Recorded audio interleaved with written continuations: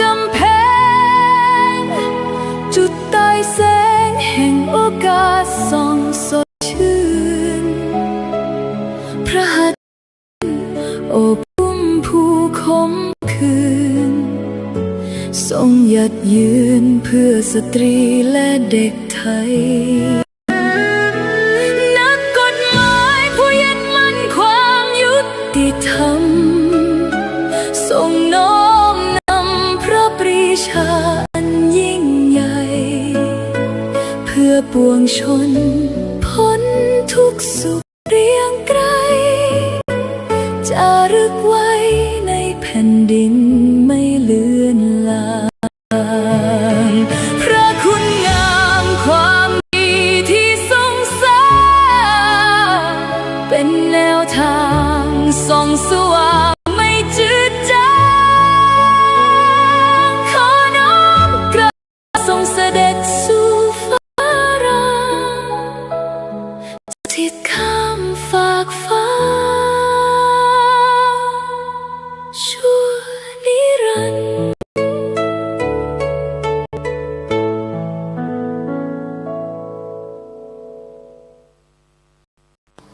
สวัสดีครับท่านผู้ฟังพบกับรายการเกษตรเพื่อชีวิตสำหรับวันนี้เสนอเรื่องเรียนรู้ชีวิตตอนที่3ก่อนก็สู่รายการก็มีธรรมะมาฝากท่านผู้ฟังหัวข้อจากหนังสือพจนานุกรมพุทธศาสตร์ฉบับประมวลศัพท์เรียบเรียงโดยเทพประยุทธ์โตมหาจุฬาลงกรณราชวิทยาลัยเผยแพร่ปี2533หัวข้อธรรมะวันนี้คือโมทนากับอนุโมทนาคำว่าโมทนาแปลว่าบันเทิงใจยินดีมักใช้พูดเป็นคำตัดสั้นนะสำหรับคำว่าอนุโมทนาแปลว่า 1. มีความหมาย2อย่างคือ 1. ความยินดีตามหรือความยินดีด้วยหรือแปลว่าการพอยินดีการแสวงหาการแสวงความเห็นชอบและเห็นด้วยแสดงความชื่นชมหรือซาบซึ้งเห็นคุณค่าแห่งการกระทำของผู้อื่นนะส่วนในหนึ่งก็คือนิยมสำหรับพระสงฆ์หมายถึงการให้พรเช่นเรียกคำพรของพระสงฆ์ว่าคำอนุโมทนานะนี่ความหมายของเขาเรียกโมทนากับอนุโมทนานะซึ่งเป็นสิ่งที่เราใช้กันประจำท่านผู้ฟังก็คือว่าขออนุโมทนาขอยินดีนะบางคนก็นึกถึงว่าโมทนาก็ได้บุญกุศลนะใครทำดีแล้วก็อนุโมทนาก็เป็นบุญกุศลมันก็คงได้ระดับหนึ่งท่านผู้ฟังสบายใจมันบุญน่ะแต่เราจะได้บุญกุศลได้ดีก็ต้องทำเองมัวแต่อนุโมทนาคนอื่นอย่างงู้นอย่างนี้พออนุโมทนาไปแต่ว่าเราไม่ทำเลยมันก็ไม่ได้นะเพราะนั้นวันนี้ก็ยกคำนี้มาพูดก็ว่าอยากให้ท่านผู้ฟังนั้นมีโอกาสที่จะทำบุญทำอะไรก็รีบทำไม่ต้องไปขออนุโมทนาคนอื่นอย่างเดียวไม่ได้เราต้องทำเองเขาบอกว่าความดีต้องทำด้วยตัวเองถึงจะรับความดีคนอื่นทำแทนมันไม่ใช่ดีของเราเป็นดีของเขาแล้วเราก็ต้อง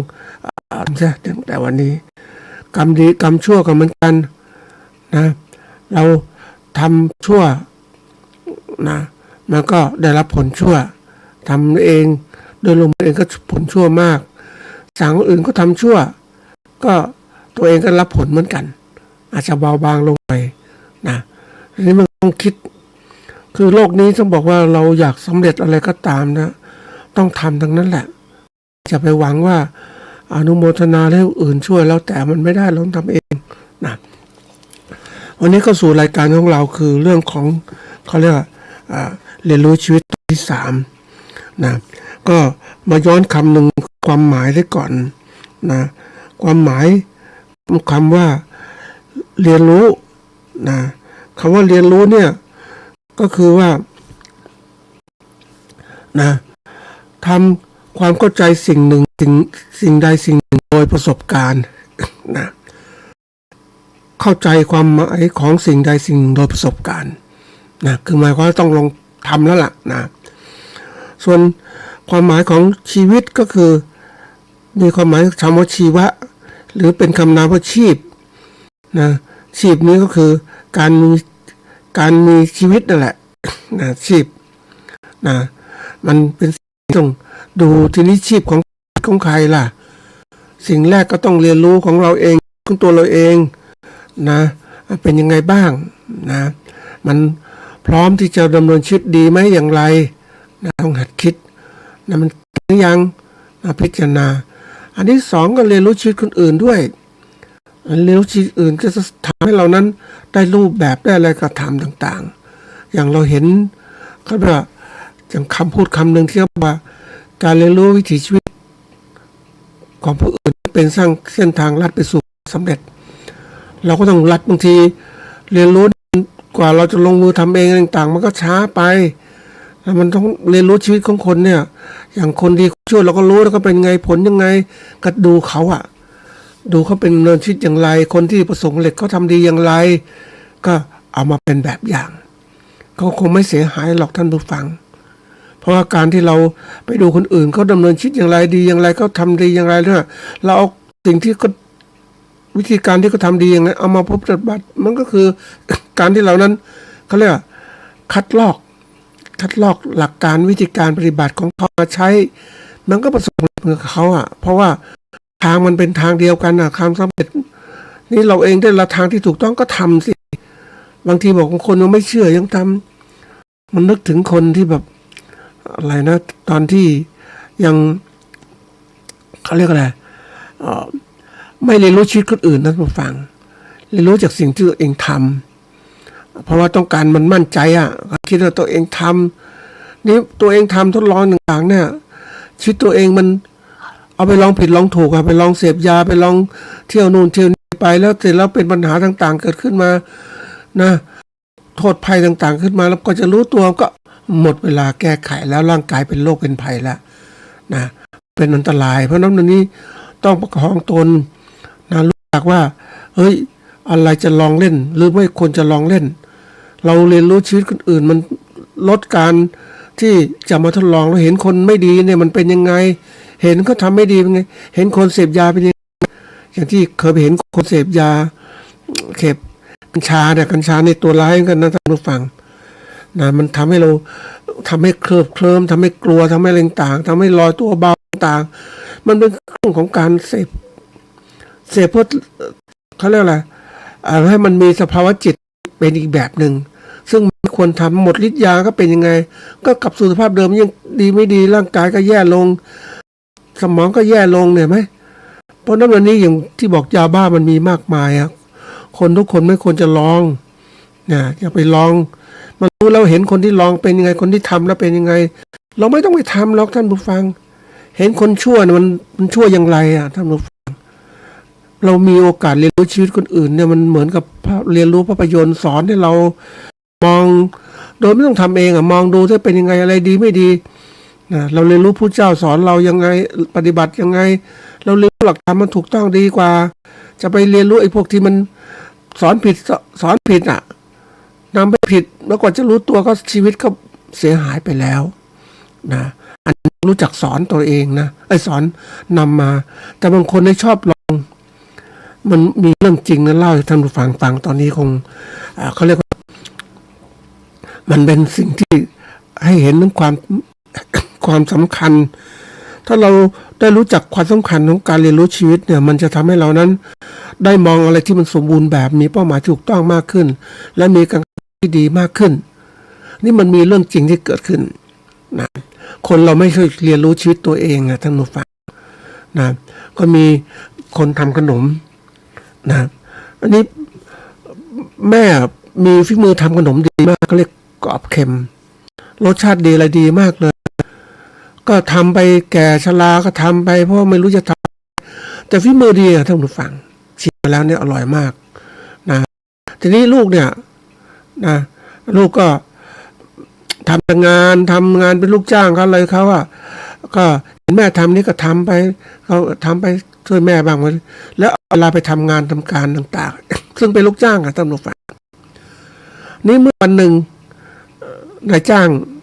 คือตัวเองก็ชราเลยมาอายุมากแล้วนายจ้างก็เห็นว่าไม่มีภาพก็ให้ออกตัวเองก็ไม่มีอาชีพวางไม่มีอาชีพก็เลยมาแม่ทำไปเรื่อยๆทีนี้ปัญหาตามมาว่าแม่อยู่ไม่นานแม่ก็เสียชีวิตแล้วตัวเองก็มารับทำไม่รู้จะทำอาชีพอะไรก็มารับมาทำอาชีพนี้ทั้งที่มันทำตรงนี้มันกำไรไม่มากหรอกแต่ว่ามันต้องมีรายได้ระดับหนึ่งนะทีนี้ตลาดมันแคบท่านผู้ฟังพ่อแม่ก็แก่ชราตอนที่มีชีวิตอยู่ทำได้น้อยอ่ะตลาดหาตลาดไม่ได้ขายฝีมือคนมาสั่งที่บ้านนะท่านผู้ฟังสั่งที่บ้านทำที่บ้านแกก็ทำส่งให้ตอนนั้นแหละทำผลิตและส่งเนี่ยหมายความว่ากำไรไม่ได้สมบูรณ์ใช่ไหมเพราะว่าคนที่เอาไปขายต่อก็ได้กำไรอ่ะนะซื้อถูกเอาไปขายแพงคนผลิตได้เท่านี้นะทีนี้แม่เสียชีวิตก็เลยมาทำต่อไม่มีอาชีพตัวเองมีอาชีพอะไรก็มาทำอย่างนี้ต่อถามว่าทำไมทำมันก็ตอนนั้นไปทำอย่างอื่นแล้วไม่คิดตรงนี้แต่ตอนนี้มันเริ่มที่จะแก่ชราไม่รู้ทำไมก็เรียนวิถีชีวิตของแม่ที่ทำไง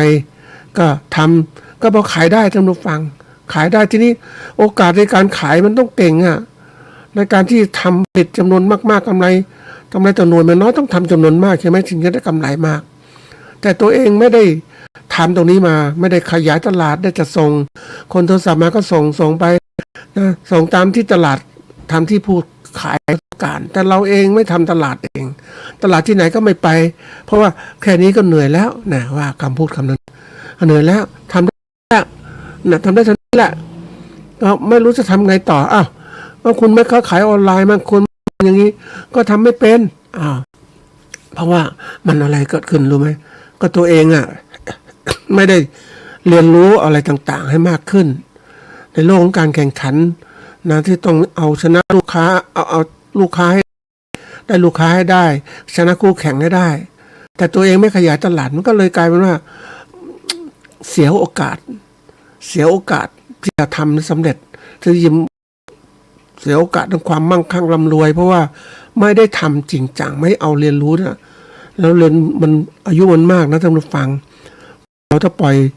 การเรียนรู้มันช้าไปนะมันก็เลยไม่มีโอกาสตัวต่างๆในการทำให้มันดีขึ้นมันก็ทำไปอยู่อย่างเนี้ยมันก็เลยไม่รวยท่านผู้ฟังพอกินเท่านั้นแหละเสียดายนะท่านผู้ฟังนะทีนี้มาพูดถึงว่าเอาละเข้าสู่วิชาการของเรานะไอ้การเรียกว่าเรียนรู้เนี่ยมันเป็นตัวสำคัญที่สุดนะท่านผู้ฟัง รู้ชีวิตของคนอื่นชีวิตของเราเป็นยังไงบอกว่าการที่เราฝึกให้รู้จักคิดถึงการคิดของตัวเองเป็นสิ่งสำคัญอย่างหนึ่งนะท่านผู้ฟังในการที่เราจะต้องมาพัฒนาในการเรียนรู้ของเรานะเราหัดคิดต้องหัดคิดนะท่านผู้ฟังคนเราเนี่ยมันไม่คือคนเรามันชอบคิดนะส่วนใหญ่คิดเพื่อแก้ปัญหาเกิดขึ้นแล้วคิดแก้นะอันนี้มันเรียนรู้ช้านะอีกแบบหนึ่งคิดก่อนเกิดปัญหาอันนี้คิดอย่างชาญฉลาดเขาเรียกฝึกหัดคือมองก่อนเกิดปัญหาเนี่ยอย่างเราจะยักมันที่บอกว่าผู้หญิงคนที่ทำกรอบเค็มคนเนี้ยมารับต่อจากพ่อแม่เนี่ยถ้าหัดคิดก่อนว่าแล้วเราเองเราทำงานเป็นลูกจ้างเขาเนี่ยแล้ววันหนึ่งข้างหน้าให้ออกจะทำยังไงก็ต้องคิดตรงหน้าเฮ้ยเราจะต้องทำอาชีพอะไรข้างหน้าเนี่ยคิดก่อนเกิดปัญหาทีนี้เขาไม่คิดก่อนเกิดปัญหาไงปัญหาเกิดเรื่องคิดคนเราถ้าฉลาดคิดก่อนเกิดปัญหาคิดก่อนเกิดปัญหามันสมมติสถานการณ์ปัญหาจะเกิดขึ้นว่าจะต้อง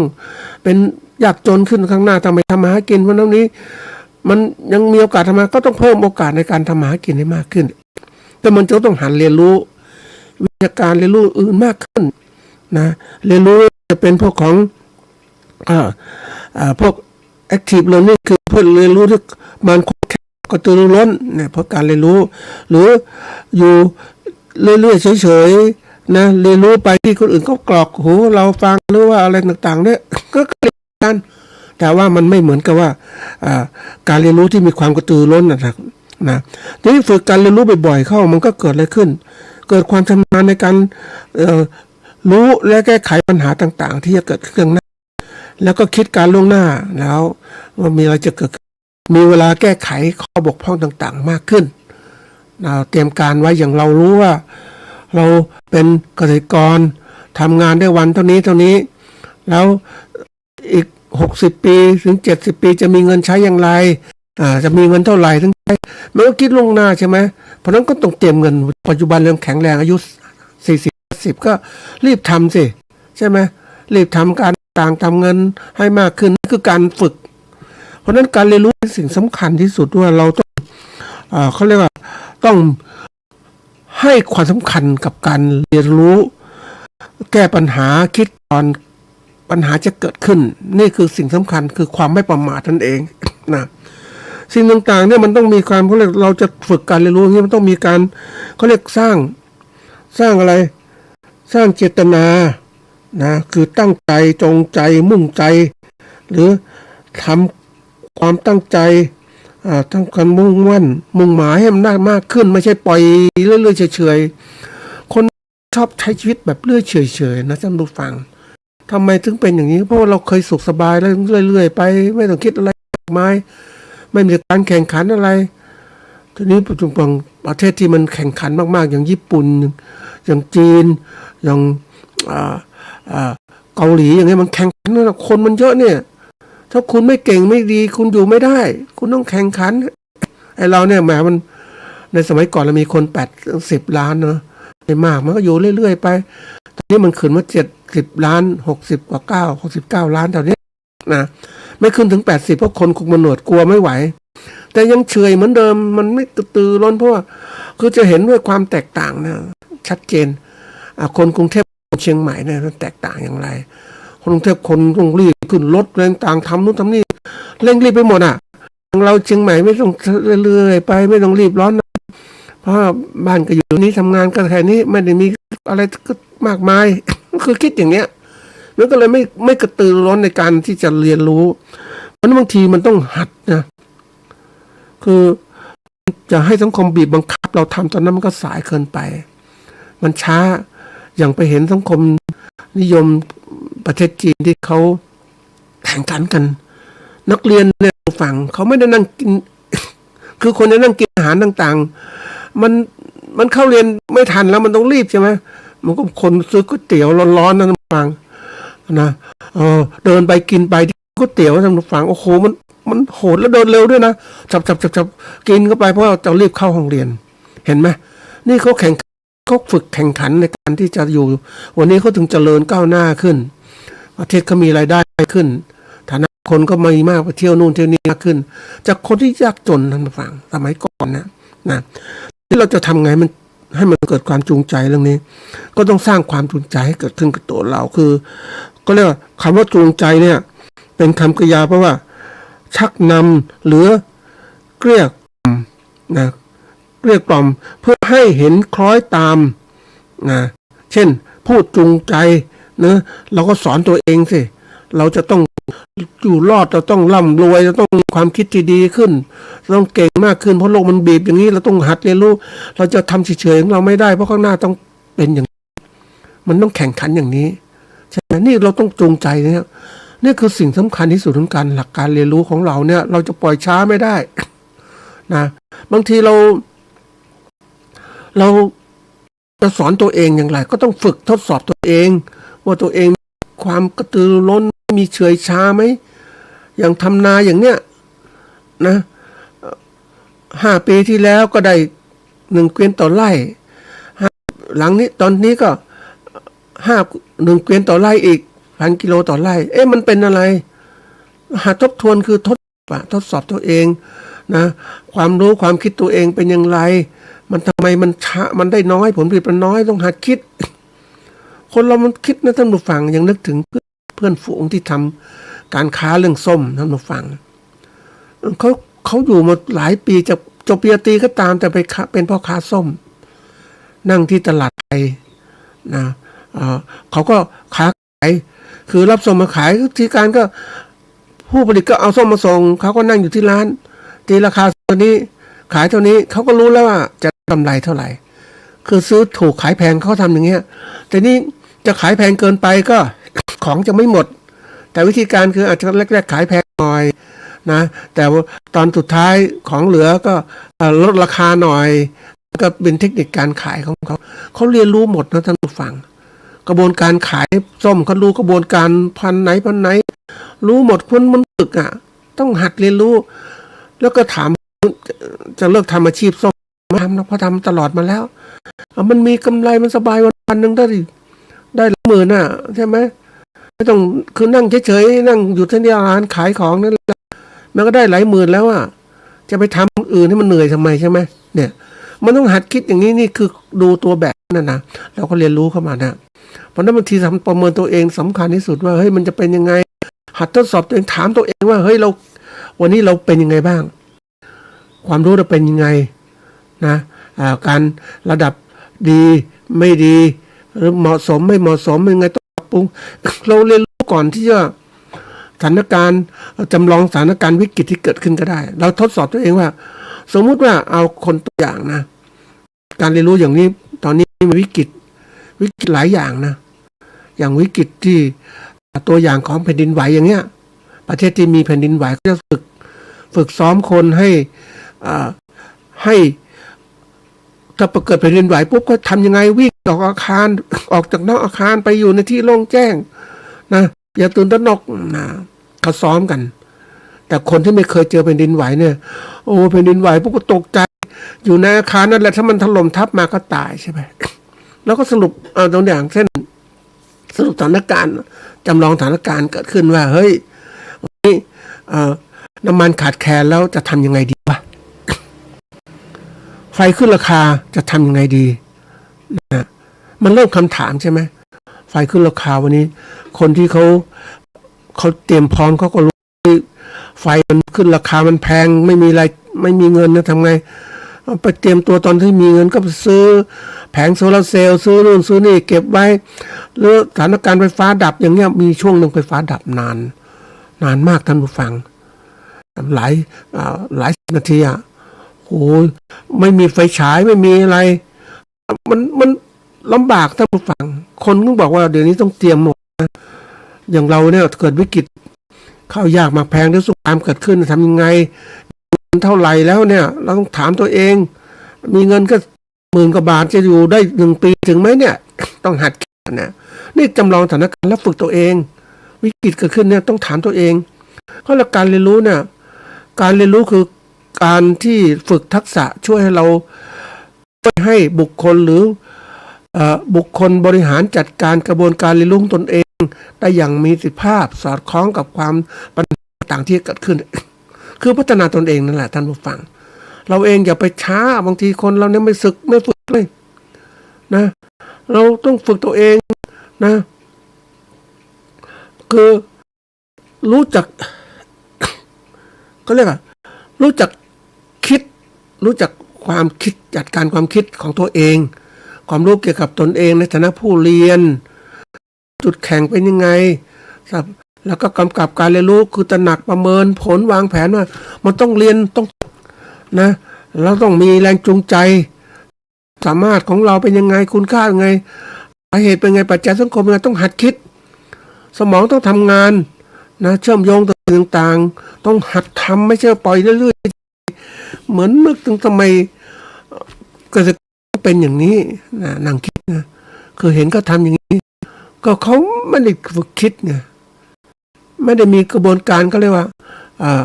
ความรู้จากการที่ว่าคิดยังไงนะเป็นสิ่งสำคัญที่สุดเขาเรียกว่ามันเป็นการตัวที่เราต้องหัดคือการรู้คิดถึงการคิดของตนเองการรู้คิดถึงการคิดของตนเองคิดอย่างไรต้องรู้ว่าถ้าเกิดเหตุการณ์นี้จะคิดยังไงมันต้องหัดคิดนะถ้าเราไม่รู้จักคิดมันก็เฉยชาสินะมันเฉยชามันเกิดขึ้นมากนะท่านผู้ฟังความเฉยชามันเหมือนกับคนที่หนุ่มแน่นแล้วมันก็เริ่มชราภาพแต่ก่อนมันแข็งแรงอะไรต่างมันคิดนู่นคิดนี่ชราภาพมันเหมือนแก่ชราเขาทำอะไรก็ช้าคิดก็ช้านี่คนเราต้องไม่รู้จัก พัฒนาตอนเนี้ยมันก็เลยทำช้าลงแล้วช้ามากๆเลยวันก่อนไปเห็นคนแก่ท่านผู้ฟังต้องคิดเหมือนกันนะอันนี้ยังไม่แก่นะท่านผู้ฟังไปเห็นคนแก่ที่เขาเดินหลังโกงแล้วก็งอขามันเหมือนคุ้มอ่ะมันเนินแบบนกคุ้มอ่ะทั้งที่อายุก็อาจจะใกล้เคียงกันนะท่านผู้ฟังแต่ทำไมเดินอย่างนั้นเพราะไม่เรียนรู้ไงไม่ฝึกตนทำไงมันตรงซะก่อนให้ตัวมันตรงเนี่ยเหมือนกับเจอแม่ชีที่ประสบอุบัติเหตุกระดูกสันหลังโค้งงอนะไม่ต้องก้มลงแม่ชีฝึกตนเองปฏิบัติธรรมให้ตัวตั้งตรงมันจะกระดูกโค้งงอจริงๆท่านผู้ฟังโค้งงอก็พยายามฝึกมันค้ำขึ้นตั้งตรงขึ้นก็เดินเหมือนตนปกติแต่หลังโก่งกระดูกมันโก่งขึ้นมานี่ขนาดทำนะท่านเดินนะต้องฝึกตัวเองแล้วหัดเดินเป็นคนปกติได้แม้จะโค้งก็ตามคนเรานี่ปล่อยสภาพมันเฉยชามันบังคับตัวเองให้เฉยชามันก็เฉยชามันคนติดเตียงเริ่มติดเตียงก็ปล่อยติดเตียงไปเลยอย่างเงี้ยมันไม่ได้มันต้องออกคนต้องหัดคิดอ่ะเขาบอกการฝึกเนี่ยมันคือการที่เราต้องฝึกความแข็งแรงในการคิดต่างๆการกระทำต่างๆมันมากขึ้นมันมีเทคนิคต่างๆมากขึ้นในการทำตัวเองทำกิจกรรมต่างๆทำทุกอย่างให้มันดีขึ้นอันนี้คือสิ่งที่เราต้องหัดฝึกนะท่านผู้ฟังอย่าไปบ่อยว่าเฮ้ยมันได้ช้าลงอย่างนี้นะทีนี้มันก็เลยทำตัวเองไม่ได้แล้วมันก็เลยกลายเป็นว่าช้าลงแล้วนั้นการที่เราต้องฝึกตรงเนี้ยก็เรียกว่าการฝึกการเรียนรู้ชีวิตนะเป็นเรื่องของการที่เราต้องเรียนรู้ต่อชีวิตนะท่านผู้ฟังไม่ใช่เรียนรู้แค่ช่วงเวลาใดหนึ่งเท่านั้นมันต้องทำการเรียนรู้ตลอดเราจบจากโรงเรียนห้องเรียนของเราแล้วจากมหาวิทยาลัยของเราแล้วเราก็เข้าสู่โลกกว้างคือห้องเรียนขนาดใหญ่เราต้องเรียนรู้เพราะโลกมันตลอดเวลาวิทยาการก็เปลี่ยนเพราะนั้นวิธีเราต้องช่วยตัวเองให้ได้เรียนรู้มันยังไงดีให้มันสำเร็จมันเกิดความรู้ใหม่ๆมันต้องตามมันไม่ใช่ปล่อยเฉยไปวันๆก็ดูหนังดูละครเพลิดเพลินไปนะอะไรนู่นบางทีเพลิดเพลินกับข่าวที่มันเขาเรียกข่าวมันกบข่าวนะข่าวเท็จอ่ะมันกบข่าวจริงข่าวเท็จมันเยอะไปหมดผมก็อยากหาความจริงก็หาข่าวเท็จไปเรื่อยฟังข่าวเท็จไปเรื่อยกว่าจะถึงความจริงมันเสียเวลาใช่ไหมเนี่ยมันเหมือนกับว่าเฮ้ยมันเจาะไปคนต้องเจาะให้มันเป็นจะดูข่าวเท็จแบบตลอดไม่ได้เรารู้ปุ๊บเนี่ยอย่างสมมติมินต้องพิมพ์ประมาณ10 กว่าฉบับเนี่ยนะประเทศไทยตอนนี้เหลือไม่กี่ฉบับแล้วก่อนอ่านทุกฉบับเลยทุกวันทุกฉบับโอ้มันก็ต่างคนต่างเขียนคิดตรงคิดนี่แล้วมันจริงตรงไหนวะเนี่ยนะวันบางทีไม่มีเวลาก็เลือกข่าวที่มาจากสำนักพิมพ์ที่ดีที่สุดนะก็ดูเอาเลือกมาละไอ้ข่าวอื่นๆพวกหนังสือพิมพ์ที่ไม่เคยดีข่าวก็ไม่ดีใช่ไหมเพราะคนเขียนก็ได้รับค่าแรงถูกก็เงินขายไม่ก็ได้พิมพ์มันขายไม่ได้ต้องเขียนข่าวเพราะนั้นเราก็รู้จักเลือกนะเลือกข่าวจากสำนักพิมพ์ที่ดีมันก็เจาะไวขึ้นไม่ต้องเสียเวลาฟังวิทยุก็ฟังจากไหนที่มันดีตอนนี้ไม่อยากจะฟังเท่าไหร่แล้วว่ารู้สึกว่ามันไม่ถึงสาระมันพูดไปยาวไปหมดอ่ะเราก็ไปจับสิตอนนี้เรามีโอกาสแล้วเนี่ยรู้โลกกว้างก็ไปรู้เลยว่า YouTube ช่องไหนเรื่องราวต่างๆเจาะไปเลยไม่ดีไม่อ่านหนังสือพิมพ์แล้วไม่ฟังวิทยุเข้าไปดูใน Google เลยไปหาเรื่องต่างๆมาดูเดี๋ยวนี้ใช้ AI ช่วยปุ๊บก็สามารถเจาะนู่นเจาะนี่ได้เร็วมากขึ้นเนี่ยโมช้าทำไมเห็นไหมเพราะนั้นเทคนิครู้ที่ต้องปลุกนิสัยของตัวเราเองอะต้องฝึกเรียนรู้ตลอดเวลานะท่านผู้ฟังสิ่งแรกก็ต้องมีอะไรเทคนิคที่หนึ่งก็คือว่าต้องมีกรอบแนวคิดที่มันขึ้นคือมีความสามารถและความฉลาดในการพัฒนาผ่านความพยายามการเรียนรู้นะมองความล้มเหลวเป็นโอกาสในการเรียนรู้เนี่ยตั้งกรอบแนวคิดที่เราต้องเรียนรู้ตัวเองนะอันที่สองต้องเรียนรู้ตัวเองด้วยตัวเองอย่างเหมาะสมคือรู้จักสไตล์การตนเองเราต้องการเรื่องราวต่างๆหัดคิดหัดเขียนคิดสำคัญมากนะฟังต่างๆคิดแล้วก็เขียนมันสรุปได้ต่างๆมันมองเห็นมันพลาดตรงไหนอย่างไรแล้วก็กำหนดการเคลื่อนไหวในการตอบโต้หรือการเรียนรู้ต่างๆเพิ่มขึ้นนะอันที่สามเนี่ยเรียนรู้ว่า ต้องต้องมีความคล่องแคล่วอดทนในการที่จะเรียนรู้คือลงมือปฏิบัติจริงๆเชื่อมโยงความรู้เดิมกับความรู้ใหม่ประยุกต์ใช้ในการสถานการณ์จริง เพราะความรู้มันเปลี่ยนนะท่านผู้ฟังทุกขณะมันเปลี่ยนตลอดเวลาเราเรียนรู้ว่า3 ปีเมื่อวานเป็นงี้วันนี้มันเปลี่ยนมากเลยความรู้ต่างๆมันมาใหม่นะต้องเอาของเก่าของใหม่ผสมกันเป็นยังไงประยุกต์ยังไงแล้วก็เป็นความรู้ใหม่เกิดขึ้นนะเขาบอกเรียนรู้มันจะมี3 อย่างด้วยกันคือเรียนรู้แล้วก็อันที่2ความรู้เดิมอันที่3เรียนรู้ความรู้ใหม่เนี่ยมันต้องเรียนมันกับอย่างนี้นะอันที่4ก็เริ่มเลยแรงจูงใจในการเรียนรู้เนี่ยต้องเพิ่มให้มากขึ้นคือคนแรงจูงใจมันก็หมดไปตามระยะทางของระยะเวลานะท่านผู้ฟัง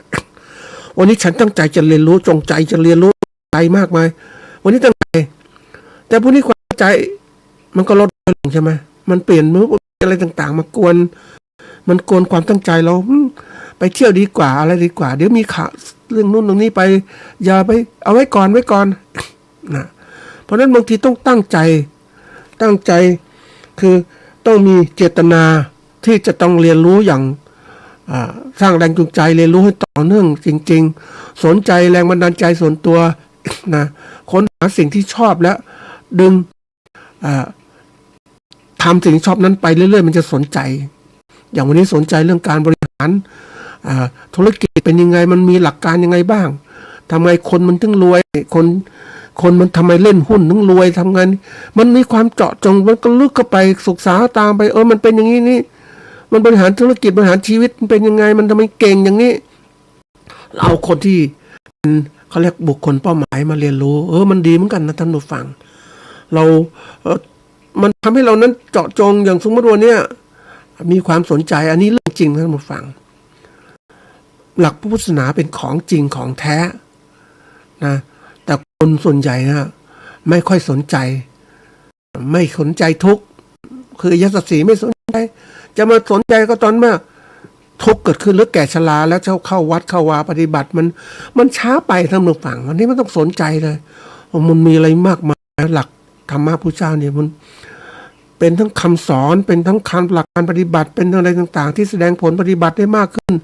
มันเห็นผลนะท่านผู้ฟังถึงบอกวิชาเนี่ยมันน่าสนใจคือเราเรียนรู้ทางโลกมันก็เยอะนะท่านผู้ฟังมันไม่จบไม่สิ้นจะรู้วิชาทางธรรมเนี่ยของจริงของแท้เลยมันจบมันสิ้นแล้วมาประยุกต์ใช้ได้ทุกขั้นตอนเพราะฉะนั้นเราต้องฝึกนะฝึกทั้งการตั้งแรงสร้างแรงบันดาลใจและแรงจูงใจในการเรียนรู้อย่างต่อเนื่องให้มันเกิดขึ้นนะมันต้องรู้จักท่านผู้ฟังบางทีแล้วเราต้องเขาบอกต้องมีความตั้งใจในการเรียนรู้มีแรงจูงใจใฝ่รู้มีความสามารถในการรู้นะทักษะในการหาความรู้ด้วยตนเองความสามารถในการสื่อสารต่างๆหาข้อมูลต่างๆเดี๋ยวนี้เรามีคอมพิวเตอร์ท่านผู้ฟัง ติดอินเทอร์เน็ตเราก็สามารถจะรู้ได้ดูนู่นนู้นนี่มันเข้าไปลึกมากเลยมันรู้มันเป็นความมันถ้าเราฝึกนะท่านผู้ฟังมันก่อนนึกมีครั้งหนึ่งเคยเจอนายแพทย์ที่ก็อายุ80ก็พูดถึงว่า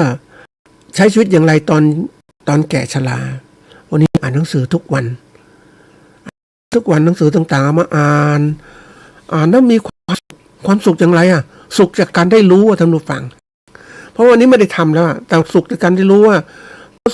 ประเมินตนเองว่าสมัยก่อนรู้อย่างไรดูมันรู้ใหม่ๆอ่านหนังสือใหม่ๆเกิดขึ้นรู้มันมีความสุขท่านก็พูดให้ฟังวันหนึ่งก็ตื่นมากินข้าวกินแรงต่างลูกเอาข้าวมาให้น้ำชาชงน้ำชาไว้กินหนังสือเอามาอ่านแล้วก็อ่านเสร็จพักผ่อนดูแล้วอ่าน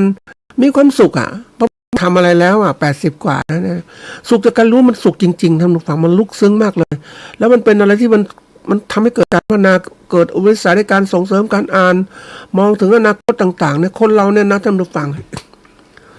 เราจะแล้วแต่ต้องมีเขาเรียกว่ามีนิสัยที่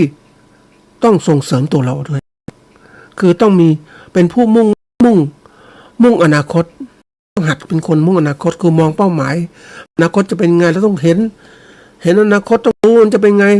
คือทำแล้วแต่เนี่ยมันต้องมีจุดมุ่งหมายเมื่อเราเดินบันไดนั่นแหละท่านผู้ฟังเดินบันไดก็อยากถึงขั้นสุดท้ายของบันไดนะบันไดมี10 ขั้น9 ขั้น10 ขั้นนะเดินไปเนี่ยแต่ละขั้นเพื่อจะพ้นถึงนั้นไปถึงผ่านพ้นบันไดสุดท้ายก็ไปเดินในที่ราบเรียบได้ไม่ต้องขึ้นอย่างนี้นี่มุ่งหมายในอนาคตของเราเตรียมการอันที่สอง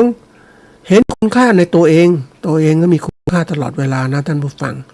ไม่ใช่ว่าแก่ชราหรืออะไรไม่มีคุณค่ามันมีคุณค่าเพียงแต่ว่าเราต้องรู้จักใช้คุณค่าเหล่านั้นสร้างคุณค่าให้เกิดขึ้นคือสร้างตนเองนั่นแหละให้มีคุณค่ามันนึกถึงนะอันนี้คนอายุมากท่านผู้ฟังไม่ได้ทำงานแล้วเนี่ยก็ทำอะไรก็ซักเสื้อผ้าให้ลูกท่านผู้ฟัง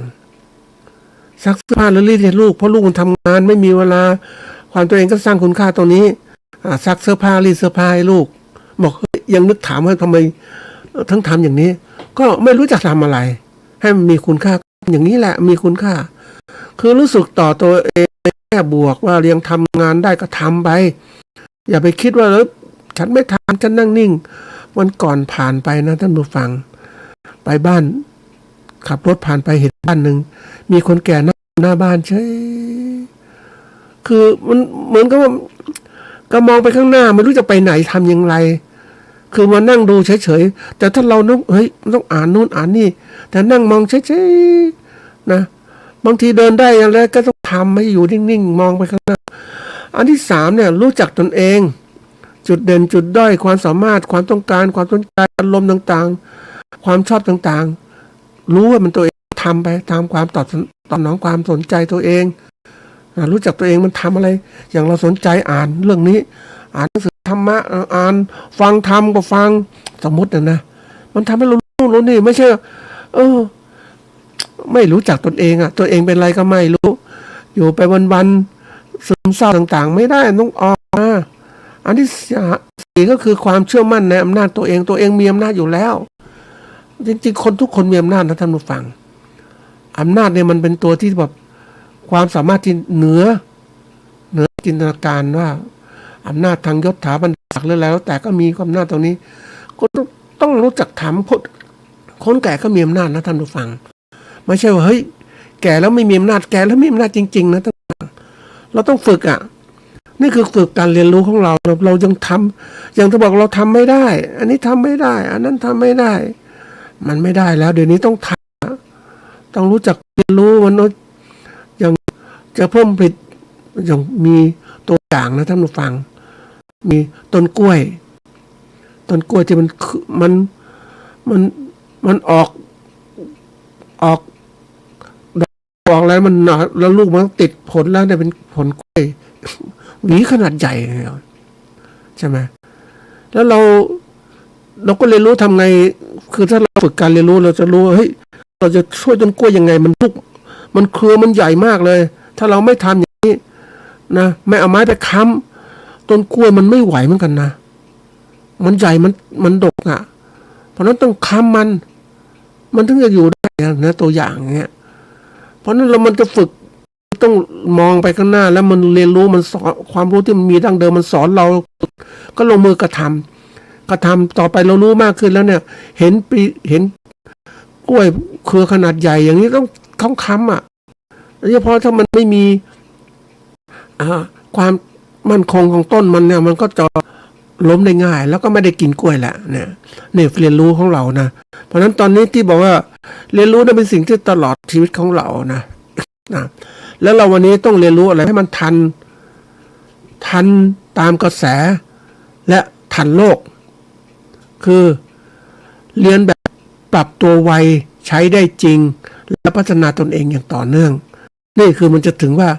ตามกระแสของโลกตัวไวใช้ได้จริงพัฒนาได้ต่อเนื่องไม่ใช่เรียนเพื่อจำอย่างเดียวเรียนเพื่อเอาไปใช้แก้ปัญหาและต่อยอดกับงานจริงๆนี่มันต้องฝึกอย่างนี้บางทีว่าคนเราทำไมถึงไม่ก้าวหน้าบางทีมันไปจม ก็บอกคนเราเนี่ยมีคำหนึ่งเขาบอกว่าท ทำไมคนไม่ทำประการแรกคือไม่มีความรู้มีอวิชชามันเต็มไปหมดเลย อะไรก็ไม่รู้มันก็ไม่รู้มันก็ไม่ทำสิมันไม่รู้มันรู้จะทำไปทำไมก็มันไม่รู้จะทำอย่างไรนะแก้ปัญหาอย่างไรก็มันไม่รู้เพราะมันมีการศึกษาอันที่สองคือคนที่หลับปล่อยตัวเองให้หลับไหลมันคนนอนหลับไม่ทำอะไรจริงๆอยู่นิ่งๆใช่ไม่พัฒนาตนเองมันก็เลยกลายเป็นว่าไม่เรียนรู้ท่านผู้ฟังมันก็เลยไม่ทันที่บอกว่ากระแสของโลกมันมีคนเราเนี่ยมันกระแสคือการไหลนะกระแสโลกมันไหลไปเรื่อยไหลไปการเจริญเติบโตการเปลี่ยนแปลงจากอย่างที่บอกว่ามีได้ฟังยุคหนึ่งของการพัฒนาที่เปลี่ยนกระแสโลกคือการมีรถไฟสมัยก่อนนะเริ่มรถไฟมียนต์รถไฟโอ้โหมันทำให้เกิดการเปลี่ยนแปลงคือคนอะไรเยอะแยะไปหมดเลยอันถัดมาการกระแสโลกเปลี่ยนไปโลกนี้มันโลกดิจิตอลละโอ้มันไวมากสื่อสารข้อมูลแบบชนิดที่อะไรข้อมูลผ่านมาตามสายข้อมูลผ่านมาทางอากาศเนี่ยมี Wi-Fi ต่างๆมันเปลี่ยนโลกมันเรียนรู้ได้เร็วนะเพราะนั้นถ้าเราตามไม่ทันนะท่านผู้ฟังคือกระแสมันจะไหลไปตลอดเวลาอันนี้คนบางคนตามกระแสคือพวกที่ไหลตามกระแสเปลี่ยนแปลงต่างๆก็จะเปลี่ยนแปลงไปตามแต่ไม่ทันมันยังห่างอีกกลุ่มหนึ่งคือทันกระแสโลกหรือทันเลยทันกระแสโลกโลกเปลี่ยนไงฉันก็เปลี่ยนตามฉันเร็วมากแล้วคนพวกนี้ได้ประโยชน์เร็วนักธุรกิจเนี่ยเขาได้ประโยชน์มากเขาเป็นยังไงเหมือนพ่อค้าข้าวนะรู้ราคาข้าวโลกจะเปลี่ยนแปลงยังไงเขาจัดการต่างๆถ้าข้าวโลกเปลี่ยนแปลงขึ้นราคาเขาก็ขึ้นราคาทันทีเขาทำบางคนก็เปลี่ยนคาดว่าเขามีข้อมูลเหมือนคนเล่นหุ้นเงี้ยนั่งจะจองเงี้ยเขาจะรู้ทันใช่ไหมแต่ถ้าเราไม่เรียนรู้ต่างๆอยู่กับนู่นนี่ไปเนี่ยถามว่าจะเรียนรู้กับทันกระแสโลกทองจะขึ้นเท่าไหร่ทองจะลดลงเท่าไหร่ก็ไม่รู้ใช่ไหมนี่คือไม่ทันแต่กลุ่มหนึ่งที่เขาไวกว่านั้นคือนำโลกนำกระแสโลกเลยรู้ว่ากระแสโลกมันจะไหลไปตามนี้เขาก็เตรียมการเหมือนเราท่านผู้ฟังเรารู้นะเราก็หัดเรียนรู้ของเรานะแต่ก่อนมันมีเขาเรียกว่าปลาในช่วงน้ำขึ้นปลาจะขึ้นตามน้ำตอนน้ำลงเนี่ยปลามันก็จะลงตามน้ำทีนี้เราก็รู้สถานการณ์ของปลามันต้องไหลลงตามน้ำใช่ไหมเพราะนั้นเราก็ขุดหลุมโจรไว้ก่อนหลอกปลาว่าทางนี้มันน่าจะลื่นนะกระโดดข้ามตรงนี้ไปมีน้ำแฉะนะปลาก็จะไถไปตามดินเนี่ยเพื่อจะลงไปที่ลุ่มต่อไปนะที่ปรากฏว่าไถไปปุ๊บก็ลงไปในหลุมโจรที่ตกที่เราขุดล่อไว้ คือรู้การลงหน้าแล้วใช่ไหมอะไรจะเกิดขึ้นสำหรับปลาเนี่ยเรารู้อย่างนี้แต่ปลามันไม่ทันกระแสมันไม่รู้ไงใช่ไหมเราก็ได้ประโยชน์จากนี้ได้ประโยชน์จากเอาได้ปลากินไม่ต้องไปล่ามันลำบากปลาก็ตกหลุมโจรแล้วก็ถึงเวลาไปมากินนี่คนที่เขาคิดไวแล้วเขาคิดมองอย่างนี้ไปเร็วมากอย่างเราจะทำอะไรต่อยอดวันนี้ธุรกิจอะไรที่ดีธุรกิจเกษตรต้องหัดคิดมากๆนะทางจากทางนี้นะอย่างก่อนเนี่ยคนก็ทำอะไรนะปลูกโกโก้โกโก้ช้าก่อนที่ชุมพรเนี่ยนะเขาก็ไม่พัฒนาเขาลูกคนปลูกก็ปลูกแต่มองไม่ออกแต่นักธุรกิจเขามองออกว่าเฮ้ยตอกโกโก้เนี่ยนะเป็นไม้ผลนิดนึงที่จะสร้างมาผลิตเป็นช็อกโกแลตนะช็อกโกแลตขายทั่วโลกเลยท่านผู้ฟังแล้วคนก็นิยมใช่ไหมก็ปลูกโกโก้ก็ขยายแล้วก็มีการไปรูปเป็นช็อกโกแลตนะแต่ถ้าเราปลูกโกโก้เราขายผลโกโก้ไปเราก็ไม่ได้กำไรแล้วก็ได้น้อยแต่เราทำโกโก้เป็นช็อกโกแลตเนี่ยมันจะมีกระบวนการของมันไอ้คนมันเก่งมันก็ทำมันเดี๋ยวนี้เทคโนโลยีตรงนี้เขาปิดเหมือนกันนะท่านผู้ฟังเนี่ยเพราะนั้นเรารู้ตัวไวเราก็ทำอะไรได้ที่มันเร็วกว่าคันนั้นนะอันนี้ตัวอย่างนะอย่างเรารู้ว่าเฮ้ยวันนี้ปลูกข้าวเยอะๆเนี่ยข้าวล้นตลาดเนี่ยราคาข้าวเท่านี้นะแต่เราปลูกไว้นะเราไม่ได้ขายอย่างเงี้ยเราก็โอเคปลอดภัยแต่ปลูกไว้ขายกำไรมันได้น้อยใช่ไหมหรือขาดทุนอีกเราต้องคิดก็ทำกระแสโลกมันไวเพราะนั้นวิธีการที่บอกว่าเราต้องหัดหลักการคิดของเราเนี่ยอย่างบอกตาม และทันกระแสโลกคือการเรียนแบบปรับตัวไวใช้ได้จริงพัฒนาตนเองอย่างต่อเนื่องมันจะเก่งมากขึ้นหลักการคิดสำคัญการมองการเรียนรู้แบบตลอดชีวิตเนี่ยเพราะโลกงานและเทคโนโลยีเปลี่ยนเร็วมากจึงต้องมีการพัฒนาตัวเองตลอดอันที่สองเนี่ยนะกรอบแนวคิดที่จะต้องพัฒนาที่เติบโตตลอดไม่ใช่กรอบแนวคิดที่มันเฉื่อยช้าเรากรอบแนวคิดต้องพัฒนาตนเองคิดผิดเรียนผิดเรียนถูกได้อุปสรรคคือโอกาสในการเติบโตคือถัดมาคือต้องมีกรอบแนวคิดเพื่อปรับแผนได้เร็วนะทดลองเร็วเปลี่ยนวิธีเมื่อเจอข้อมูลใหม่เนี่ยต้องคิดใหม่ๆตลอดเวลาฟังนะอันที่สี่คือเป็นศูนย์กลางเลือกสิ่งที่ตรงเป้าหมายของตนเองมากกว่าตามสูตรเดียวกันทั้งระบบเราต้องหัดนะท่านผู้ฟังบางทีเรามักจะชอบนิสัยคือ ชอบคิดและทำตามคนอื่นใช่คิดและทำคนอื่นเป็นเบื้องต้นนะแต่ว่าถ้าเราเติบโตมากเรื่องอะไรไปคิดตามคนอื่นเราคิดแตกมั้งสิแตกต่างคนอื่นมันจะเห็นความเปลี่ยนแปลงนะเบื้องต้นของคนที่เขาสำเร็จเนี่ยท่านผู้ฟังเขาอย่างเยอรมันคิดอังกฤษทำญี่ปุ่นขายคือเทคโนโลยีต่างๆญี่ปุ่นขายเพราะญี่ปุ่นเก่งกว่านั้นเขามีการเอามาขายไม่พอก็พัฒนาแบบใหม่ๆเกิดขึ้นก็เกิดการต่อยอดทางความคิดคือคิดจากเดิมที่มันมีของเดิมอยู่แล้วเราเปลี่ยนแปลงความคิดของเราให้มาเปลี่ยนแปลงความคิดเปลี่ยนแปลงการทำเปลี่ยนแปลงเทคโนโลยีต่างๆทำให้เก่งมากขึ้นวิธีการเรียนรู้ให้ทันโลกเนี่ย คือต้องเรียนแบบว่าเรียนเมื่อจำเป็นคนปกติเรียนจำเป็นนะและเอาไปใช้ทันทีนะคือเราต้องหัดเรียนรู้เช่นการใช้ AI การใช้อะไรต่างๆมาช่วยมันจำเป็นแล้วอ่ะเราต้องหัดเรียนรู้ตรงนี้มันทันขึ้นมาอันที่สองเนี่ยเขาเรียกว่าผสมความรู้ผสมทางเรียนรู้ของเราเนี่ยทั้งออนไลน์ออนไซต์วิดีโอเวิร์กช็อปแล้วก็การลงมือทำจริงเราจะไปอย่างใดอย่างหนึ่งมันไม่ได้มันไม่ทันอย่างเราเรียนรู้ของเราชอบปกติชอบลงมือทำจริงใช่นั่นคือการเรียนรู้นะด้วยเขาเรียกเรียนรู้ที่ลงมือทำแต่เดี๋ยวมันมีอะไรต่างๆเพิ่มขึ้นทั้งออนไลน์ออนไซต์เดี๋ยวนี้มีทั้งหมดท่านผู้ฟังไปดูงานต่างๆวิดีโอมีเวิร์กช็อปก็มีหลักสูตรที่เขาอบรมต่างๆเขาถ้ามีเงินก็เข้าไปเรียนรู้มันจะทำให้เราเก่งทันโลกมากขึ้นอันที่สามเราต้องเลือกหัวข้อให้ตรงจุดอ่อนของเราจุดแข็งของเราเป้าหมายของเราเป็นยังไงบ้างรู้จุดอ่อนเราต้องพัฒนาจุดอ่อนให้เป็นจุดแข็งรู้จุดแข็งของเราต้องพัฒนามากขึ้นวิชาอย่างเราเก่งการเกษตรอย่างเนี้ยเรารู้จัก ทำการปลูกข้าวได้ผลผลิต150 กิโลกรัมต่อไร่อย่างเงี้ย เราพัฒนาไปถึง180ได้ไหมพัฒนาไปเรื่อยถ้ารู้จุดอ่อนเราผลิตข้าวได้100 กิโลกรัมต่อไร่ทำยังไงดีว่ามันมากขึ้นจุดอ่อนอยู่ตรงเนี้ยแก้จุดอ่อนใช่ไหมสร้างแก้จุดอ่อนเสริมจุดแข็งแล้วเป้าหมายสำคัญที่สุดคนเราต้องมีเป้าหมายนะท่านผู้ฟัง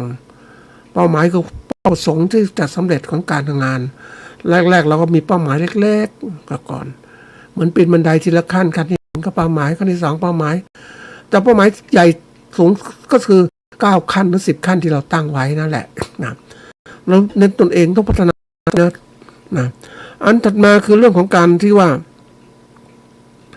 การเรียนรู้ต่างๆเนี่ยต้องมีพื้นฐานของการวัดจากทำได้จริงไม่ใช่แค่เรียนเราเรียนรู้ต่างๆเราชอบเรียนรู้ตามเวลาหรือตามชั่วโมงเสร็จไปตามชั่วโมงนั้นไม่ใช่มันต้องลึกกว่านั้นคือเรียนรู้1 ชั่วโมงต้องได้อะไร2 ชั่วโมงต้องได้อะไรมีตัวชี้วัดความสำเร็จว่าทำได้จริงไหมปฏิบัติการอย่างเนี้ยเรียนรู้ทำแล้วสอนมาครบ10 ชั่วโมงแล้วเราในการบัตรกรีต่างๆเนี่ยวันนี้เราทำได้จริงนะบัตรกรีเชื่อมต่างๆเนี่ยเขาสอนหมดแล้วถ้าเราทำได้จริงแสดงว่าเราเรียนครบจริงๆครบ10 ชั่วโมงครบทั้งเวลาแล้วครบความสามารถเป็นตัวชี้วัดแต่ไม่ใช่ว่าเฮ้ยเรื่อยๆเฉยๆเรียนครบจบแน่บางคนเรียนครบจบชั่วโมงจบแน่แต่ว่าความรู้มันได้ เพราะว่าไม่ได้ปฏิบัตินั่นเองนะเพราะนั้นเรียนรู้มันจำเป็นผสมสื่อรู้ให้มากที่สุดแล้วก็แก้ไขจุดอ่อนจุดแข็งเราแล้วก็ต้องทำได้จริงนะท่านผู้ฟัง อันนี้เป็นสิ่งที่ต้องฝึกนะท่านผู้ฟังอย่าไปช้าเรียนตลอดชีวิตของเราต้องตั้งเป้าหมายแล้วก็ตั้งให้ตรงที่สุดทำงานเล็กๆไปทีละขั้นละขั้นถึงงานใหญ่ทบทวนสิ่งที่ทำทุกสัปดาห์อย่าช้านะท่านผู้ฟังช้าเนี่ยมันคนเรามันช้ามันเฉื่อยมันก็เฉื่อยช้ามันก็ไม่สำเร็จนะท่านผู้ฟังเราต้องเร็วอ่ะวันนี้มันเร็วนะมันเหมือนที่ทำงานเหมือนคนบ้าเหมือนกันนะท่านผู้ฟังยังเห็นคนเดินมันจับทำไมเขาทำอย่างนั้นก็เขาเร่งรีบเขาเห็นสำเร็จเขาจะไม่ปล่อยอะไรที่มันค้างคาใจอะไรต่างๆที่มันค้างคาใจของเราเนี่ยสำเร็จแล้วท่านผู้ฟังเราต้องเอาสิ่งที่ค้างคาใจทำให้มันสำเร็จมันถึงสำเร็จมันมีค้างคาใจของเรา